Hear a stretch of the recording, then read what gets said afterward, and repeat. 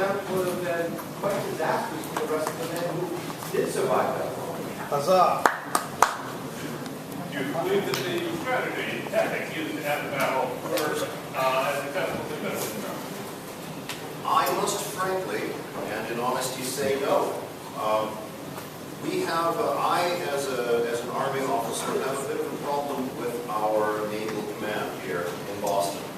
And I ask that you perhaps not tell Admiral Graves of my comments. I do have to have dinner with him tonight. But had he but sounded the Mystic River, as he should have done the moment that he arrived here in Boston, he could have sent one of his men of war straight up the river, and there would have been no Mr. Stark, no rail fence, no redoubt, no anything. And so in that regard, I must say that the Army performed magnificently, but under duress, and in an area that could have been tactically taken in a much more easy way. And Colonel Coots, do you believe that your commanders did everything right? Well, that was part of the problem, trying to find out exactly who was in command. We had a number of different individuals all claiming to be in command, and one outright general who refused to take command, which was Dr. Joseph Warren's agent general. Sadly, by him not taking command, he put himself in the middle of the fray and ended up being killed. But we had, at the top of Bunker Hill, we had General Putnam and his men making an entrenchment with the reserves. Over in Cambridge, we had General Ward. We had Colonel Prescott at the forefront on Reed's Hill. Communication was very poorly done. As a matter of fact, the men of the Charlestown unit, they were stuck with Colonel Gardner over in Cambridge, watching their homes be burned, watching their land that they worked so hard for be destroyed, all the while waiting for someone to command them to come. I believe if we had a little bit better communication, the chain of command might have turned things quite different. Thank you. Now, Colonel O'Shaughnessey talked about the great cost to the British Army of this battle. What do you actually, in Massachusetts, hope to accomplish by causing such bloodshed, such cost for your king? Well, for 150 years, our king has allowed us to govern ourselves. And as any parent knows, the older a child gets, the more responsibility the child is given. Yet our king thinks that 150 years later, we have been treated more as an infant than an adult, continually taxing us without our consent, taxing us without our even say in Parliament. Yes, I know Colonel O'Shaughnessey will say, we do have representatives in Parliament.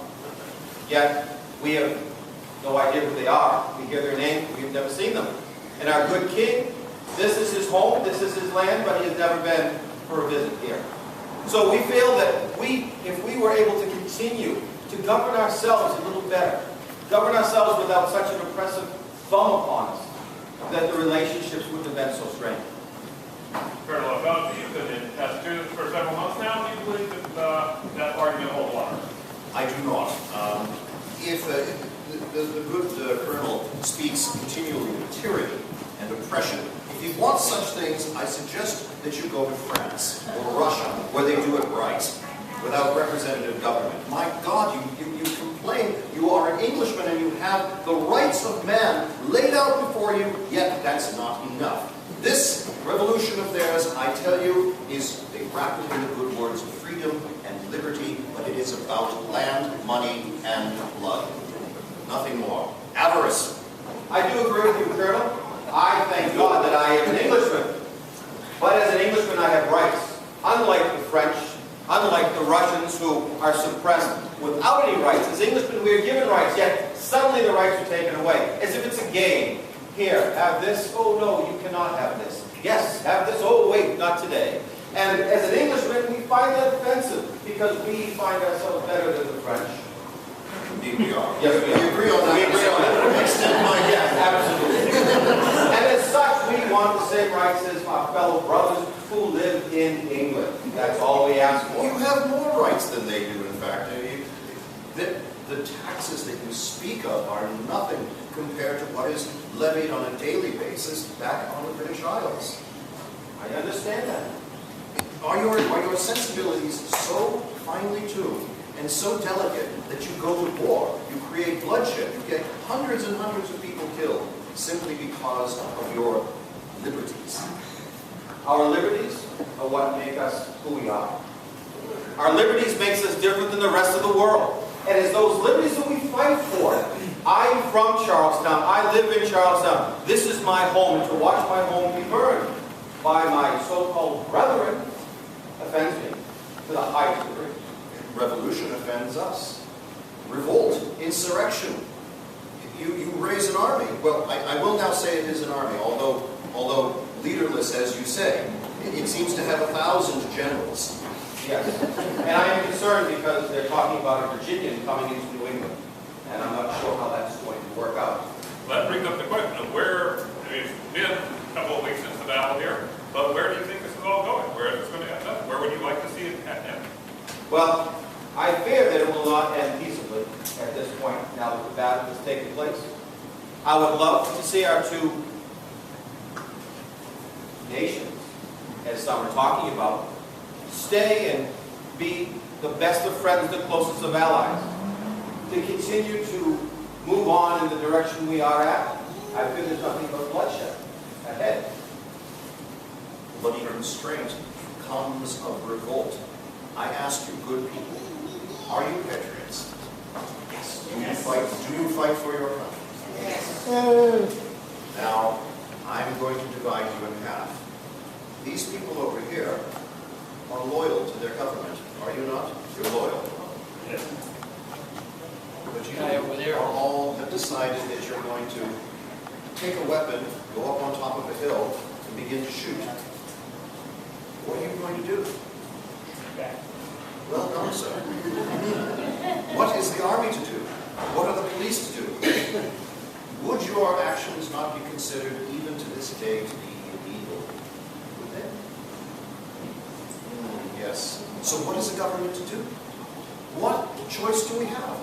The bloody constraint, the tyranny, the actions that we are now accused of are a direct consequence of revolt and insurrection, as it always has been. Every government has the right to defend itself against insurrection. Yours will in its day, I am sure. I ask you this question. Once you create this nation of yours, will you be able to walk away from it? Will your various colonies, or whatever you call them, decide that they can just break away and create their own, and create their own, and create their own until there are 13 or more of them, all individual? Will they be allowed to do that? Before I answer that question, I would like to comment on this hill that you talk about. This hill that we took, this hill in which we fired down upon. This hill that is our home. Yes, I will say that we went to the middle of the night and we made an entrenchment. Yes, I will say that we fortified this hill. But yes, I will say that when the morning came, the guns from His Majesty's ships were ringing in our ears before there was any contact with anyone in a red uniform. Indeed they would. And as far as where we plan on going, I do not know at this stage of the game, but I do know that it's my belief that if we continue on the path that we're on, there is nothing but death and destruction. So we look to a future that we do not know what will happen, but with faith and a trust in God, I guarantee that it will be a better life. Not for me, but for my children and their children. Huzzah!